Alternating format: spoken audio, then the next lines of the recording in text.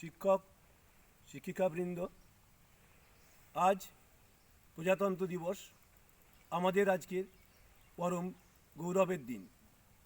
আমরা প্রত্যেক বছর এই দিনটি অত্যন্ত সাড়ম্বরে পালন করে থাকি, কিন্তু আমাদের করোনার পরিস্থিতিতে সরকারি প্রোটোকল মেনে 50% শিক্ষক শিক্ষাকর্মী শিক্ষিকা আমরা উপস্থিত হয়ে আজকে প্রজাতন্ত্র দিবস পালন করছি।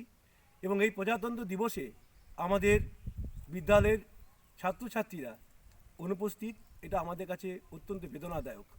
তবুও আমাদের এই দিনটিকে সম্মান জানাতেই হবে। 1947 সালের 15ই আগস্ট আমাদের দেশ স্বাধীনতা লাভ করে। অনেক বীর শহীদদের রক্তে স্নান করে আমরা এই স্বাধীনতা অর্জন করি। যখন আমাদের দেশ স্বাধীন হয় তখন আমাদের দেশকে পরিচালনা করার জন্য কোনো আইন ছিল না।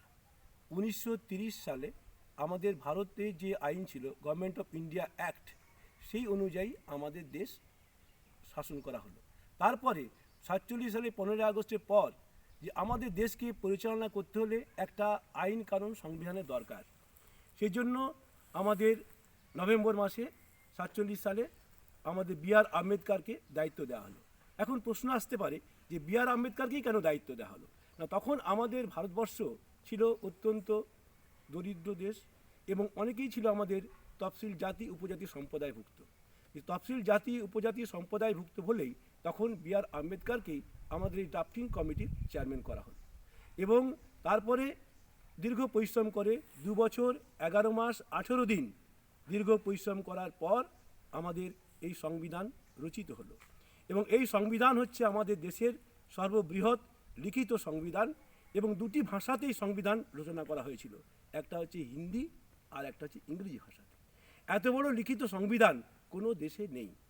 এবং তারপরে 26শে নভেম্বর গণপরিষদে এই সংবিধান স্বীকৃতি লাভ করল। তারপর 26শে জানুয়ারি 1950 সালে আমাদের দেশ প্রজাতন্ত্র হলো। এখন প্রশ্ন আসতে পারে যে 26শে জানুয়ারি দিনটিকে আমরা কেন বেছে নিলাম না, কেন 25শে জানুয়ারি বা অন্য দিনকে কেন বেছে নিলাম না? কারণ 1930 সালে 26শে জানুয়ারি দিনটিতে আমাদের পূর্ণ স্বরাজের আন্দোলন করছে জাতীয় কংগ্রেস। ওই দিনটিকে পবিত্র দিন হিসাবে ধরেই 26শে জানুয়ারি 1950 সালেই আমাদের এই প্রজাতন্ত্র দিবস আমরা পালন করে আসছি। তারপর থেকে হয়ে গেলাম কি, আমরা হলাম প্রজাতান্ত্রিক ধর্মনিরপেক্ষ সার্বভৌম গণতান্ত্রিক দেশ।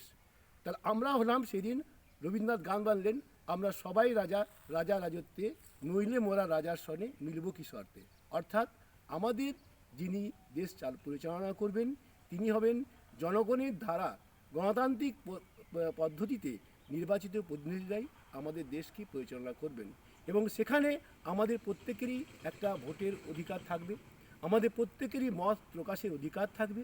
এবং আমাদের যখন যা অসুবিধা হবে তখন আমরা আমাদের যিনি প্রধানমন্ত্রী বা যিনি আমাদের দেশ পরিচালনা করবেন তাকে আমরা পরিচালনা করতে পারব। কিন্তু আমাদের এই প্রজাতন্ত্র দিবস আমরা পালন করছি, আজকের দিনে আমাদের প্রত্যেকেই শপথ গ্রহণ করতে হবে এবং ছাত্রছাত্রীদের মধ্যে এই বার্তা ছড়িয়ে দিতে হবে যে আমাদের যে এই দেশের এই সার্বভৌমত্বকে নষ্ট করার জন্য বিভিন্ন জঙ্গি গোষ্ঠী এবং বিভিন্ন বিদেশি শক্তি আপ্রাণ চেষ্টা চালিয়ে যাচ্ছে।